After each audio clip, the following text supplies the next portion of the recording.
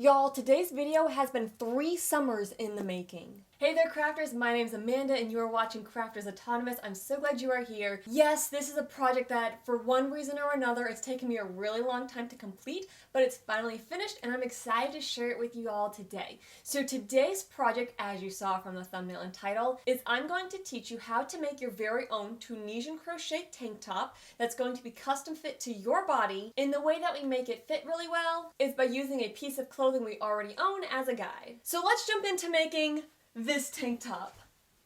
So first let's cover materials and then we'll jump into the process for making a Tunisian crochet tank top in this style. So first up, the yarn I'm using is going to be this Premier Nordica. It's an acrylic anti-pilling yarn, a lightweight 3, and they recommend a 4mm crochet hook. Quick note, as I said, I've been working on this project for several years. This yarn was actually discounted when I got it, which kind of clued me in. They were probably going to discontinue it.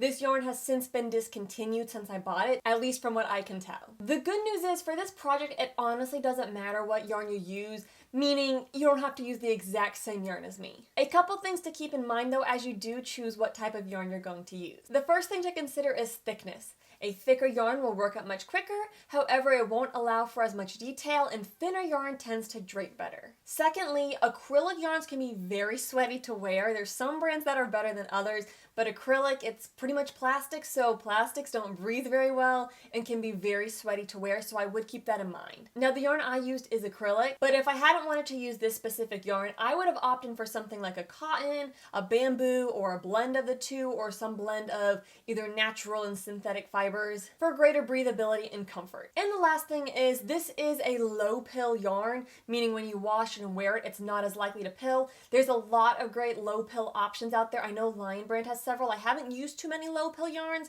but I touched them in the store and they seem so nice and I've heard really good results from other people. So you can always opt for another yarn that is also low pill. Now, as I mentioned, this calls for a 4mm crochet hook. Now, when I do Tunisian crochet, I usually go up 1 or 2 hook sizes, and that means I usually end up going up a full millimeter on hook size. So normally if I were Tunisian crocheting, I'd go from a 4mm and use a 5mm Tunisian crochet hook. However, because this is a piece of clothing, I want to have a good amount of coverage. Fortunately, Tunisian crochet isn't a particularly holey fabric and usually provides good coverage, but I'm still going to go up to a 4.5mm crochet hook. Now, as I mentioned, you can use whatever yarn and you can go up a hook size if you want or not do that. A great idea is to do a little test swatch.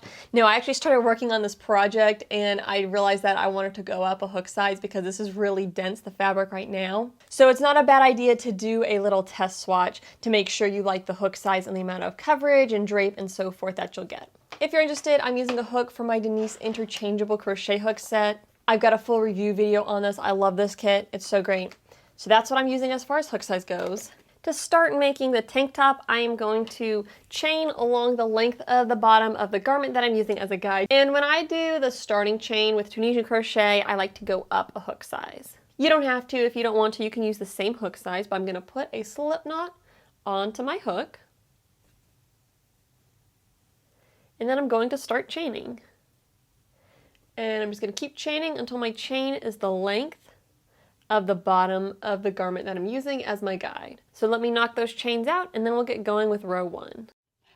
Alright, so I finished making my foundation chain and when I lay it down here, it's the right width for my garment. Now this may just be a me problem, but I find with Tunisian crochet, after I make my foundation chain and then I begin working rows into the chain, I get a little bit of shrinkage left and right, and that's not just from going up a hook size because even if I stick with the same hook size for the foundation chain and for the following rows, I still get a little bit of shrinkage. So I'm going to go ahead and start working rows 1 and 2. I may have to frog it and make it a little longer if I get too much shrinkage.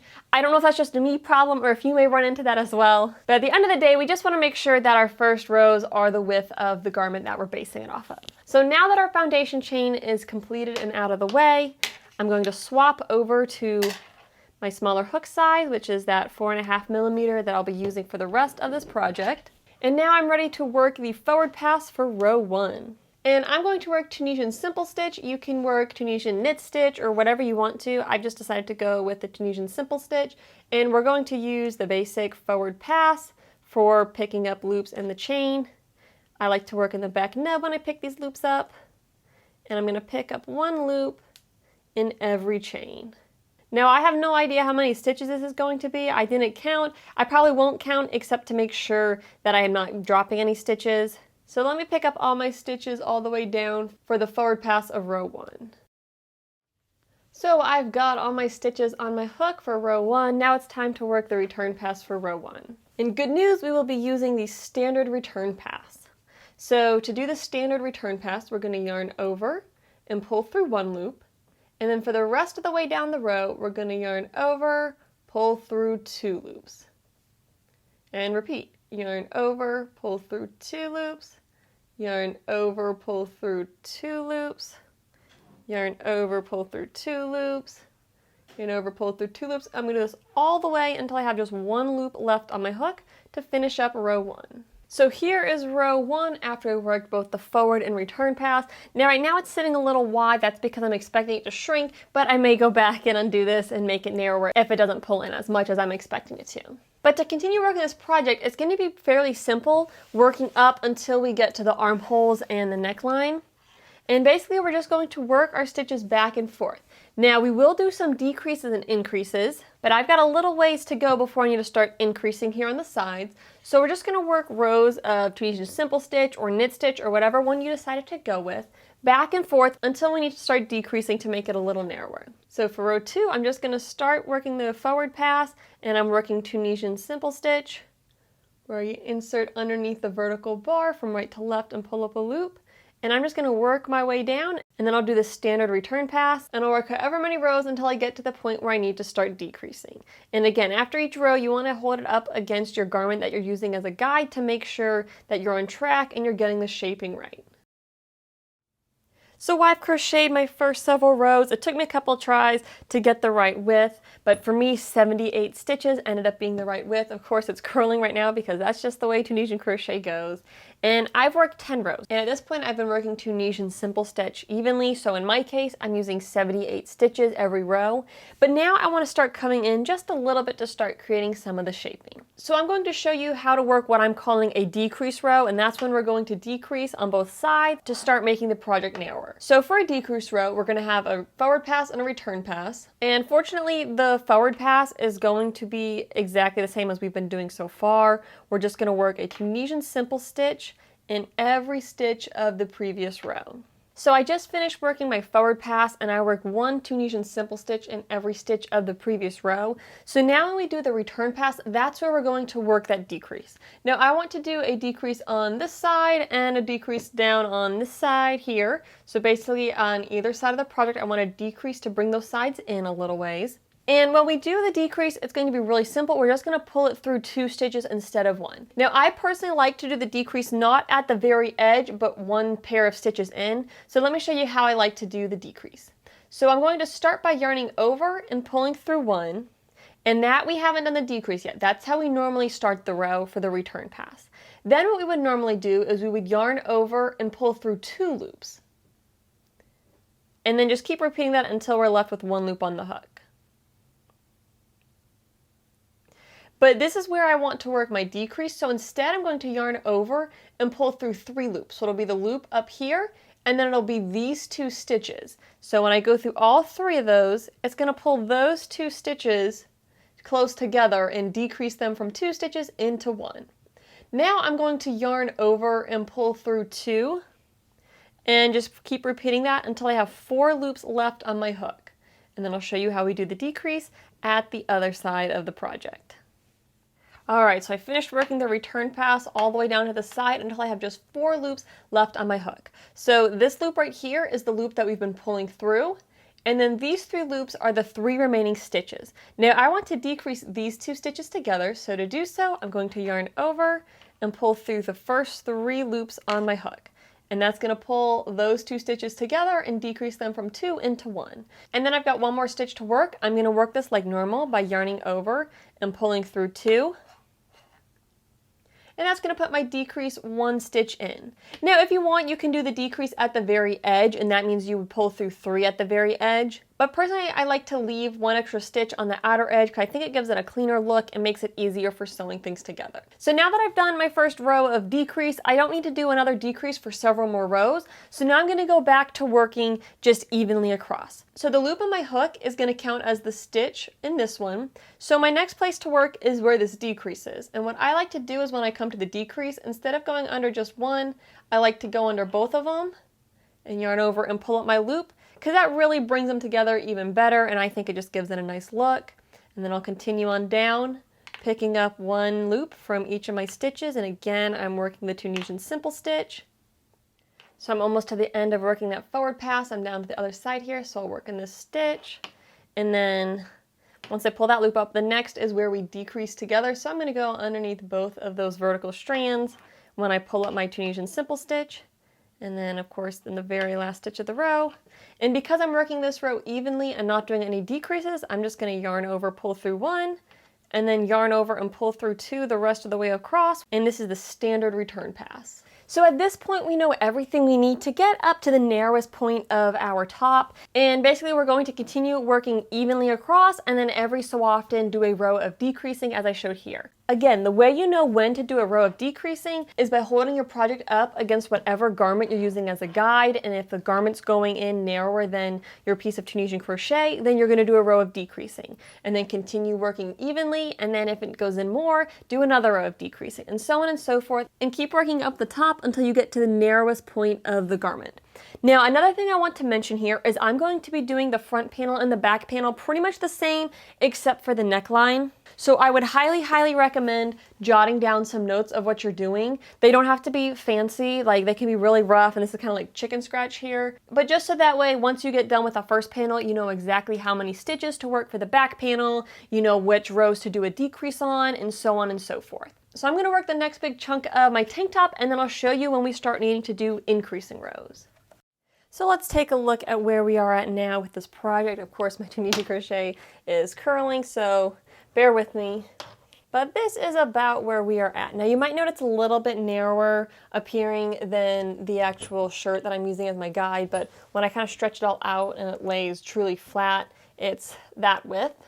So basically what I've done so far is I started out the width of my top and then came in a little bit, and then I've been working rows evenly, but now I'm at the point where I need to start getting wider again. So let me show how to work the increasing rows, and once we know how to work the increasing rows, we'll be able to work this next section up to the bottom of the armpit. So on the rows where we were decreasing earlier, we would work a forward pass and then do the decreases on the return pass. When we're doing the increasing rows, we're going to work the increase on the forward pass and then work a standard return pass. So to work this, I've got one loop already on my hook.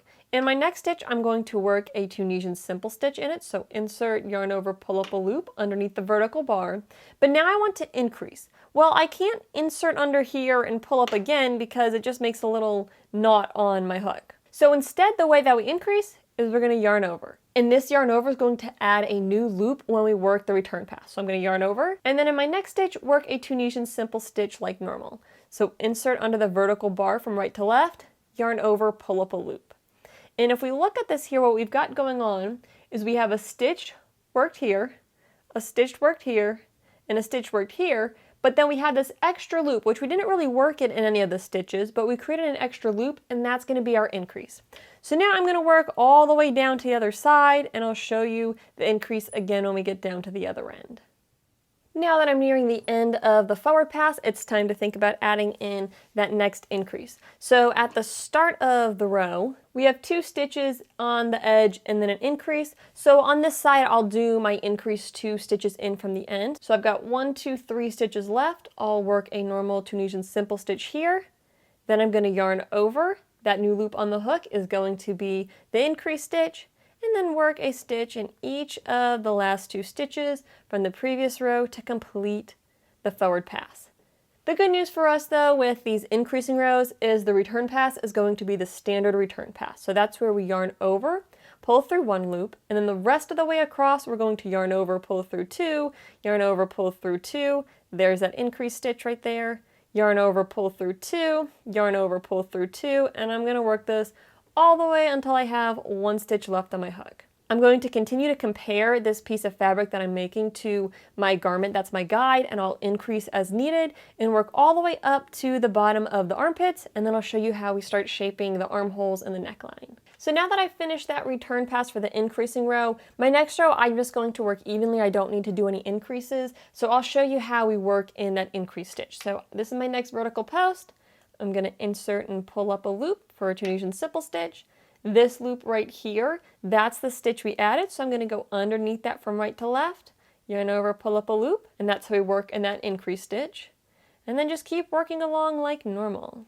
So you can see this row we have 1, 2, 3, and up here we have 1, 2, 3, 4. That's because we added that increase right there.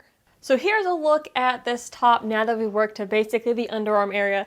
Again, it looks really janky just because of how the Tunisian fabric likes to roll, and it kind of pulls inward a little bit. But when you kind of flatten it out, it matches up pretty well with this top. I did go out a little bit more than the top did, but I think it'll be okay. And I think once I work some rows on top of it, it'll kind of shrink back in a little bit more. But anyways, now we're at the point where we need to work the armhole. So to work the armhole, basically we're gonna have a little bit unworked on either end, and then we're gonna start sloping in on the sides. So I'm gonna look here, and I've got this pretty much lined up in the center. And I'm gonna look and see about how many stitches in I want to go before I need to start creating the curve. So if we look here, I don't have this lined up perfectly, but kind of till about there is where I need to start. So the first 1, 2, 3, 4, 5, or 6 or so stitches, I'm just going to slip stitch in them, and then we'll start doing some decreases in the next stitches to create that angle for the armhole. So for this row, I've already got the loop on my hook, so that's the first stitch, and then in the first 6 stitches, I'm just going to slip stitch. So that's the first one right there. Into the second one right here, I'm just going to slip stitch. Third one, work a slip stitch. Fourth one, work a slip stitch. Fifth, and sixth. And now this loop on my hook is going to count as the stitch right above that 6th stitch there. And then I'm going to start picking up stitches all the way on down, and I'm going to have some stitches unworked at the other end. So we're going to have 5 stitches unworked at the other end because that loop again goes with this stitch right here. And so if I count these unworked stitches, we have 1, 2, 3, 4, and 5. So I'm going to pick up a loop in every stitch across except for the last 5 stitches. So I've been going along picking up stitches all the way down. At this point I have 5 stitches left. So 1, 2, 3, 4, and 5. Now, I'm not going to pick anything up in those, but you might notice that we haven't really finished them off because normally we would do a slip stitch row, whereas right now there's a bit of gaping because we haven't worked in these stitches.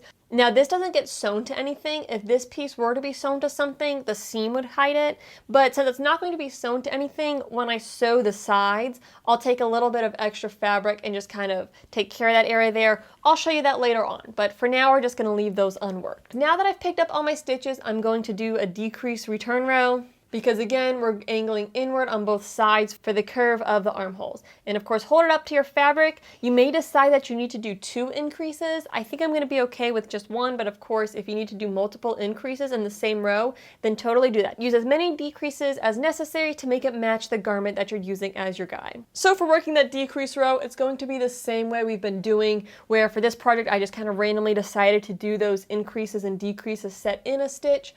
So we'll start by yarning over, pulling through 1, and then I'm going to yarn over and pull through 3 loops to work that decrease, and then on across I'm going to yarn over and pull through 2, and then once we get to the other side we'll do the other decrease.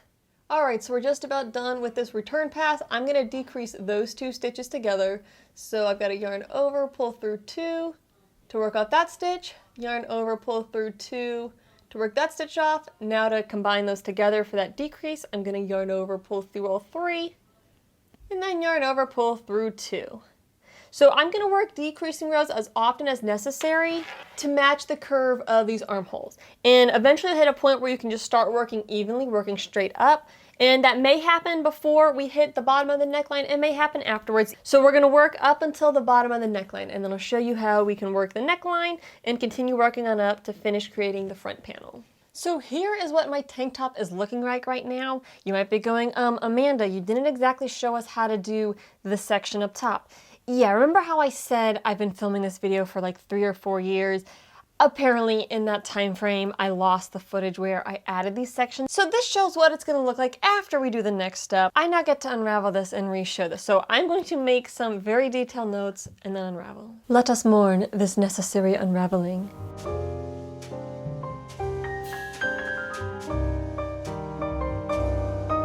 I'm not unraveling this side. I might end up unraveling that side too to show you how I work the second side, even though it's just basically going to mirror what we do on the right-hand side. But at this point, your project's gonna look a little something like this. So this big section down along here, that was the body where we got wider as we went up. And then this is where we went in a little bit to start creating the armholes.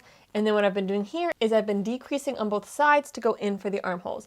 Let me show you how that compares to my tank top that I'm using as a guide. All right, so it looks a little something like this. Now, if we compare my fabric, my Tunisian crochet fabric does go a little bit wider than the tank top. Same over on this side. I could have been more accurate. Personally, I'm okay with a little bit more going in and out. It's gonna work out okay in the end. And I've held this top piece up to me several times to make sure it's fitting well. So as you might remember, what the last step was to continue shaping the armholes on either side until we reach the neckline.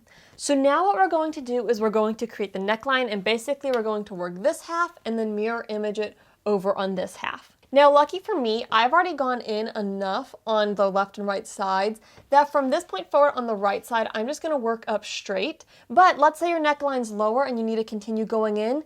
Keep doing what we were doing in this previous rows where you're just decreasing as needed on this side to get this side of the armhole. And then for the neckline, we're gonna do a very similar thing. We're just gonna decrease to match the neckline. Now, here's the most important thing, is you need to count your stitches and find the center. Now, if you happen to end up with an odd number of stitches, there will be one stitch in the center, and what you're gonna want to do is work all the way in that stitch, and then when you do the left-hand side, you're gonna start in that same stitch, and so basically both sides will work in the stitch in the middle and then diverge from there. However, in my case, I have an even number of stitches, so on the right-hand side, I've already counted this off, and it's kind of stretched a little goofy from me working the stitches in here already unraveling. But for me, this pair of stitches right here, these are my middle two stitches. So on the right hand side, I'm gonna work to this stitch and keep working up the neckline. And then on the left hand side, I will start in the following stitch. So fortunately to work this, again, it's gonna be really similar to what we've been doing where we're working Tunisian simple stitch and we're just increasing or decreasing so that our fabric follows roughly the shape of the garment we're using as our guide. So in my case, I'm going to pick up, now that's a decrease, so that counts as just one stitch. So I'm gonna work a Tunisian simple stitch there. And I'm just gonna go all the way along to the middle, picking up Tunisian simple stitches for my forward pass. And like I said earlier, you'll want to count to find the middle stitch. I can visually see where it is because of how the stitches have been pulled because I've already worked it, but you'll likely want to put a stitch counter in there so that way you know when to stop picking up stitches for the right hand side. So I've worked my forward pass to the middle of the garment, and now I'm going to do my return pass. And on this return pass, I need to do a decrease on this left hand side to start shaping the inner neckline. As I've said before, I like to do those decreases just a stitch in. Just personally, that's a preference. So in my case, I'm going to yarn over and pull through one to start the return pass. And then I'm going to yarn over and pull through three to work a decrease on the left-hand side. And then the rest of the way across, I will yarn over, pull through two for the standard return pass. Now, as I get to the right-hand side, I can hold my fabric up against the garment I'm using as my guide and assess, do I need to continue decreasing on the right-hand side? In my case, I don't need to continue decreasing, but if I did, I would work a decrease at the end of this right-hand side on the return pass, but in my case, I don't need to do any decreasing, so I'll just finish it off like normal by yarning over and pulling through two. And now I'm going to repeat this process. So on the forward pass, I'm going to evenly go along and pick up stitches. And then on the return pass, I will decrease as necessary. So the front of this garment, the neckline happens to have a V-neck shape. So essentially on the right-hand panel of the shoulder, I'm going to be decreasing on the left side. Basically, I'm decreasing in the middle. And again, when we get to those decrease stitches, we pick up underneath both of those because it kind of counts as just one stitch. So I have worked to the middle, and then I'm going to start my return pass. So I'll start it by yarning over and pulling through one like normal. Now, because I want to do my decrease stitch, I'm going to pull through an extra loop. So in this case, pull through 3 loops. And then I'm just going to yarn over and pull through 2 like normal until I get to the right hand side. This is what I am going to continue doing until I get to the point where I don't need to do any more decreasing on either side, and then I will work evenly. Again, the whole time we're working this, we're holding it up against our garment to see how well we're matching the shape, and that's how we're able to tell if we need to do increases or decreases or whatever needs to happen. Alright, so when I hold up what I've got so far, and I have this left side folded down so you can pretend I haven't crocheted that yet. Again, this isn't lining up perfectly just because of how I'm holding it, Tunisian fabric curls, and because it doesn't have to be exactly exact. This is a bit forgiving. But anyways, if I hold it up here, this is what I've been doing. I've been going in along this side, shaping it to the neckline. Now this neckline, it's a V-neck, but it has a bit of a curve. I'm just kind of going straight over. And at this point, I'm right about the width of the rest of this shoulder strap. So I'm just gonna work rows evenly back and forth until I get to the top. So again, I'm working Tunisian simple stitch. I'm just going to work Tunisian simple stitch evenly across for my forward pass, and then I will do a standard return pass and repeat that until I reach the top of the shoulder. Alright, so I have gone to the top here. Now, technically it looks a little short. This side matches a little better. I think I was doing my tension a little bit tighter over on this side than I had before, because I am playing yarn chicken, because I, how to unravel it, and I can't, grow the piece of cut yarn. But anyways, this is gonna still work out good enough. So at this point, we will need to go ahead and fasten off. Now, with Tunisian crochet, we of course don't want to leave the last row blank. What we want to do is go along and slip stitch. So we just insert underneath with the same type of stitch we're working, in this case Tunisian simple stitch, yarn over, pull through everything, go to the next stitch and work a slip stitch, and I'm going to work this all the way down to the end of this row, and that's basically going to finish off this top edge of the project, and then we'll be able to fasten off. So again, I'm inserting my hook like I would for Tunisian simple stitch, and then slip stitching across to the left hand side. This is my last stitch here. Once I slip stitch through that, I'm just gonna pull my yarn, which my yarn's already cut because I've already crocheted this before. Just pull that all the way through and fasten off. So now, at this point, you will want to disconnect your yarn. So that way you can work on the left-hand side. Now, I already have worked the left-hand side. I've decided I'm not going to unravel it because I'm concerned that I will end up making it really tense like I kind of did on this right-hand side, and I don't want to have to play yarn chicken again. But I am going to talk you through how we work the left-hand side. So if this weren't here, it would look a little something like this. Now in my case, remember I had an even number of stitches, so this stitch is the end of the right-hand side. This stitch here would be the start of the left-hand side, so I'm not going to pick up in the same stitch that I ended in on the right hand side. However, if you have an odd number of stitches, you would want to connect right here in the same spot where you worked the last stitch on the right hand side. So to work this, you'll want to join your yarn. I usually do this by putting a slip knot on my hook and then pulling it up through the first stitch that I want to work, so that would be right here. And then I would go along this row and I would pick up my simple stitch loops and I would work all the way over to the left-hand side. And then once more when I work the return pass, I'll decrease on this side if necessary and decrease on this side if necessary. How do I know if it's necessary? Well, whatever I did on the corresponding row on the right-hand side, I'm going to mirror that on the left-hand side.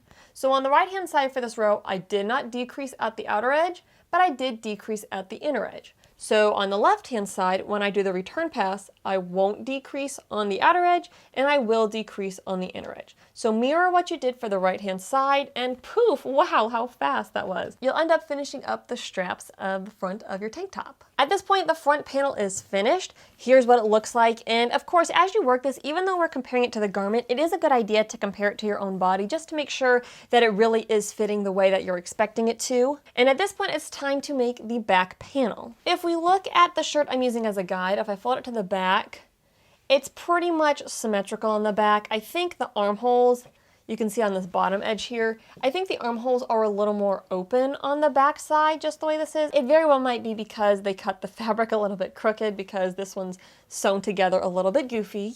That's what you get from Costco quality PJs. But in my case, what I'm going to do is I'm going to almost identically duplicate the front panel for the back panel because it's close enough on the top I'm using as a guide. And generally speaking, you can get away with this. Sometimes you might want to do the back a little bit different just because the front you are accounting for your bust, and maybe you don't need to go out as much on the back panel as you do for the front. But in my case, I'm gonna just do the same thing I did for the front panel for the back, except for the neckline. The shirt I'm using as a guide has this V-neck shape on the neckline on the front. The back, it's a little more like scoop neck. I am going to make this lower, but I'm still gonna match that curve.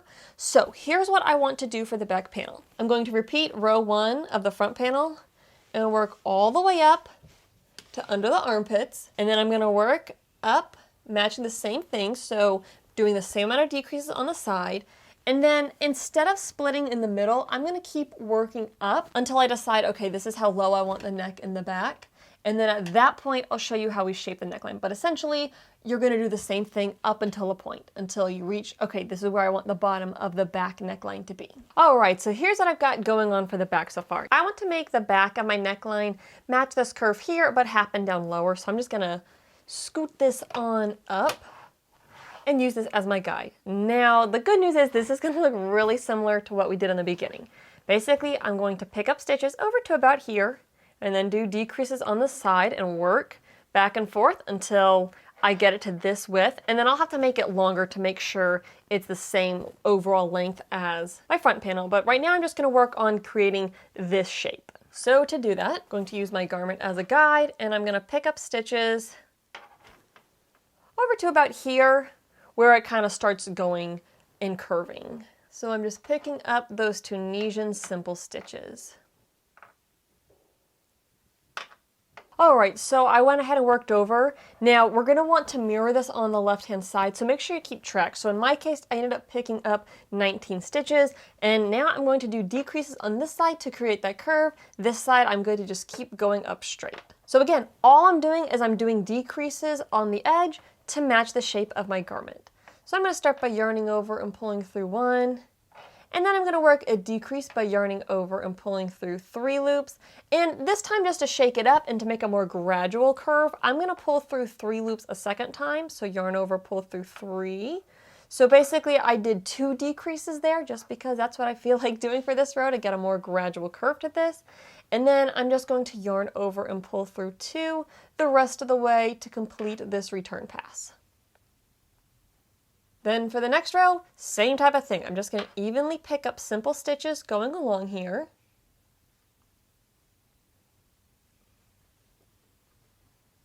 And as I get to the left-hand side here, I had those 2 decrease stitches, so that's my first decrease. I'm going to pull up a loop from there, my second decrease, pull up a loop from there, and then pull up a stitch from my last stitch. And then again, it's time for another row, and again, I'm going to decrease. Once more, I'm going to do 2 decreases on the left-hand side. So I'm going to start by yarning over and pulling through 1, then yarn over, pull through 3 for my first decrease, yarn over, pull through 3 for my second decrease, and then work the return pass evenly over to the right-hand side. And I'm going to repeat this, and I'll do decreases on this inner side to shape the neckline. The very important thing here is to make sure that the number of stitches I end up with on the strap of my back panel is the same as the number of stitches I ended up with for the strap of my front panel. So in my case, I have 11, so when I do these decreases, I don't want to decrease to less than 11 stitches, or else the back strap will be narrower than the strap for the front panel. So I have worked up one side of the back. If we check it out here, it looks a little something like this. Kind of has a more gentle scoop to it. If we compare it up here, you can see it kind of follows that. And like I said, I made the straps longer. So what I did is I made sure the rows from this point, the number of rows, was the same as the number of those from this point on the front panel. So that basically these will end up the same height. You don't want them to end up different lengths. That can throw things off. So now I'm going to need to work on the other side. Now there will be some stitches in the middle that aren't worked, but if we looked at these unworked stitches, they're not really finished off. You know how when we end a project, we slip stitch across the top? Well, because we haven't done that here, they're a little bit gapy. So let me show you how I'm going to deal with this. Basically, I'm gonna join my yarn over here, slip stitch across, and then when I have, in my case, I had 19 stitches here. So I will have 19 stitches left on this side. I'll slip stitch whatever's left in between and then start working. So let me show you that. So first up, I went ahead and marked my 19th stitch. That's where I'm gonna start actually working stitches instead of just slip stitching. So the way I'm going to join is I'm going to make a slip knot. And on this row here, I'm gonna go to the last stitch that I worked on the right-hand side. And basically I'm gonna do a slip stitch here. So I'm gonna put the loop on my hook, pull it on through, and yarn over and pull through everything to kind of just slip stitch it in place there. I'm going to snug that up nice and snug. And then I'm going to go to the next stitch, insert under like I would for Tunisian simple stitch, then slip stitch to fasten it off. Go to the next one, slip stitch, and I'll keep slip stitching on down until I reach where my stitch marker is, marking where I need to start working the left-hand side. All right, so my next stitch has the stitch marker in it, so I'll just pop that out, and I'm going to also slip stitch into that stitch. And now the loop on my hook is going to be the first stitch of this little section I'm doing over here. I'm going to go across and pick up stitches for Tunisian simple stitch. And I'll end up with 19 loops on my hook. So now for my return pass, I'm going to ask myself, what did I do on the corresponding row over on the right-hand side? And I'm going to mirror that. So on the right-hand side, we did 2 decreases toward the inside. So that means I'm going to do 2 decreases on this return pass towards the inside. So I'm going to start with a standard return pass where I yarn over, pull through 1, and then I'm going to yarn over and pull through 2 until I get over to the right-hand side of this row for the return pass. Because remember, we're mirroring. We're not going to do the decreases on the left-hand side. This time we're going to do them on the right-hand side of this row. So when I do my decreases, I like to decrease kind of one in. So I'm going to decrease those 2 together and decrease those 2 together. So that means I'm going to yarn over, pull through all 3 loops, decreasing those 2 together, and then to decrease these 2 together, yarn over and pull through 3 loops. So those are my 2 decreases, and then I'll yarn over and pull through 2 to finish off the row. And now from here on out, hopefully you get the idea of how we're just going to mirror whatever we did on the right-hand side. Yours will probably be different numbers of stitches, maybe different amounts of decreases or placement of decreases. That's totally fine. You want to just make sure that you work what you did on the right-hand side, except that you mirror it. And we're really close to being done with this project at this point. Once we get this left-hand side of the back worked up, all that's left is sewing this project together and weaving in our ends. So let me finish Tunisian crocheting, and then I'll show you how I'm putting it all together. So check it out. At this point, we have both our panels made. This is the front panel, which you have seen before, and this is the back panel. And again, just kind of showing what I did here on the back panel. I matched the curve of the back neckline, but then I made the straps longer, so basically it's that same kind of shape, it just sits a little lower. So now all that's left to do is to assemble it. So I'm going to lay these right sides together, so meaning basically the outside putting it inward, lay them one on top of each other. And if we look at this here, 1, it's rolling a bunch, so that makes it a little hard to see what's going on. 2, it kind of looks like it doesn't line up. That's just simply a matter of my tension. I might have worked one a little looser than the other, but in the end, it's all gonna work out okay. The fabric has enough stretch that it will be forgiving. So here's what we need to do. We need to sew the tops of the sleeves together. So 1 and 2. We need to sew down the sides and sew down the other side and then weave in all the ends. Now I kind of messed up here because I meant to hang on to some extra of the blue yarn to do all my sewing with the blue yarn. I forgot to. I did not want to unravel this orange, so I'm gonna sew it together with my orange tone here, my brown tones. So you're probably gonna see the seam pretty obviously, but you know what? You gotta work with what you got. As far as how to sew this together, really you can use whatever method you want. I am going to do a whip stitch, which I will show, but honestly, sewing is my least favorite part of crocheting. Go with whatever method you want to, but I will show you how I'm connecting mine. Let's start by sewing the tops of the shoulders together. Now, I left this tail pretty long here with my blue, so that way I can use this tail to sew it together. So I'm gonna put my yarn onto my metal tapestry needle here, and if you don't know the trick to easily thread it, I'll link to a video that shows that. So now to whip stitch these together, I'm gonna go through the top of the stitch on this close panel, which is the front one, go through the top of the corresponding stitch on the opposite side, pull it on through. And the way the whip stitch works is you always work in the same direction. So I'll always be inserting my needle in that direction. So go to the next stitch on the front panel, then through the next stitch on the back panel, working in the same direction. And that little loop of yarn,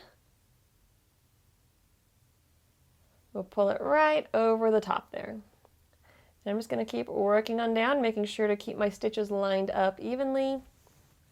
And sew this together. When I get to the end, I'll tie a knot.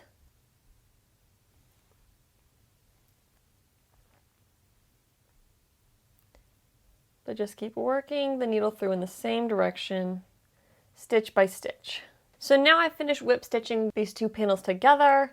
I'm going to just tie a knot off here with my orange tail, and then of course I'll have to weave these both in later on.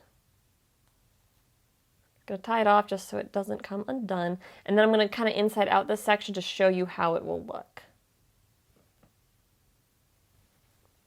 So we flip it around, and that seam is going to look a little something like that. Let me sew the other straps together and then I'll show you the side. So when it comes to the sides, now we're not sewing these top sections together. All that would do is close on the armhole. So we're only going to sew together starting here at this corner. However, on this back panel, we have these stitches here that were never really fastened off.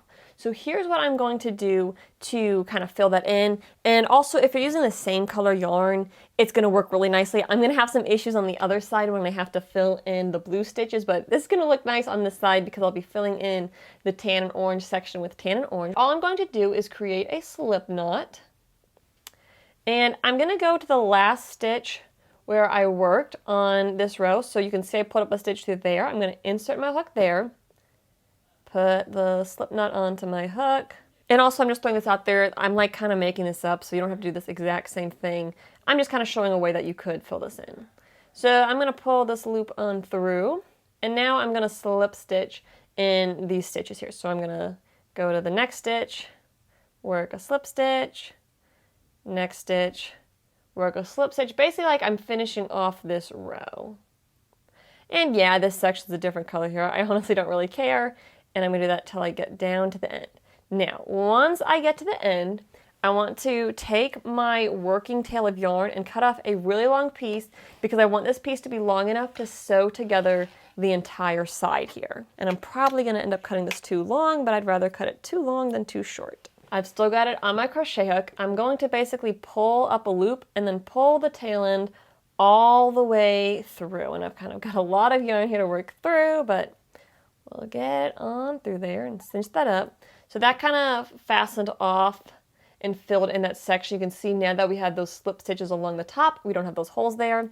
And now I'm going to take this tail that we left that's really long, and this is what I'm going to use to sew the side together. So put it onto my needle, and again I'm going to be doing a whip stitch, and I'm just going to line up stitch by stitch. And I always like to go away from me just because I find that easier, but I'm going to go to this row here, this row here, and then pull through everything to work that whip stitch. Go to the next stitch on the front panel, next stitch on the back panel. Now as you do this, be careful you don't accidentally create a knot, so you want to make sure you're not going through this loop because you will make a knot, so just make sure you're not getting tangled up when you do the whip stitch. Next stitch, go through both sides, and I'm going to whip stitch this side together. I'm going to do the exact same process on the other side. Now unfortunately I will have this orange finishing off the blue section, so it's going to look a little funky, but you know what, that's okay. I kind of like the two-tone colors of this top anyways. And then once I do that, I will weave in my ends off camera, and then I'll show you how it turns out. So check it out, our tank top is complete.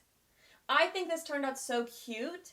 I absolutely love this yarn. I really wish they hadn't discontinued it because I'd love for y'all to be able to get your hands on this too. If anybody knows of a yarn that does similar patterning like this, please drop that information down in the comments because honestly, I'd love to work with something like this again. So much fun. So I'll put this on in just a second. A couple things I want to mention is that the way I made this, I can actually wear it front or back. So it'll just change the neckline, and then because I worked in multiple colors, it will change the colors as well. So before I put this on, I'm going to put on the garment I used as a guide and then put this garment on so you can see that they do in the end both fit very similarly. Again, this is a pajama tank top from Costco that I got several years back. Honestly, I love these PJs. But anyways, I like the way it fits. It's kind of a loose, relaxed fit. Now, the armpits are a little bit big on this. I think I might have talked about that when I was filming. But you know, overall it's a pretty decent fit. It's not like super like shapely or anything, but it's not like hanging like a sack.